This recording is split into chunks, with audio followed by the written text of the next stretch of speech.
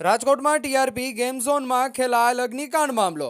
આગમાં મૃત્યુ પામેલા તથા લાપતા થયેલ સદગતોના આત્માને શાંતિ પ્રાપ્ત થાય તે માટે સાધુ સંતો આવ્યા વહારે ઉપલેટાના ગધેથડ ગામ પાસે આવેલ ગાયત્રી આશ્રમના પરમ પૂજ્ય સંત રાલાલ બાપુ દ્વારા 24,000 ગાયત્રી મંત્ર સદગતોના આત્માને શાંતિ અર્થે અર્પણ કર્યા।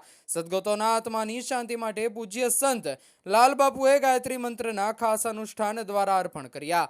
પૂજ્ય સંત લાલ બાપુ દેશ વિદેશમાં લાખો અનુયાયીઓ ધરાવે છે।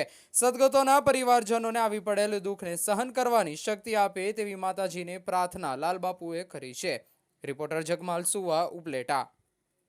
રાજકોટમાં જે દુર્ઘટના બની તે સદગત આત્માઓને શાંતિ મળે એના માટે હું શ્રદ્ધાંજલિ આપું છું અને રાજકોટમાં જે દુર્ઘટના બની એમાં સદગત આત્માઓને સદગતિ અને શાંતિ પ્રાપ્ત થાય એવી પ્રાર્થના અને 24,000 ગાયત્રી મંત્રનું અનુષ્ઠાન હું એને અર્પણ કરું છું અને પરિવારજનોને સહન કરવાની શક્તિ આપે એવી માતાજીને પ્રાર્થના કરું છું।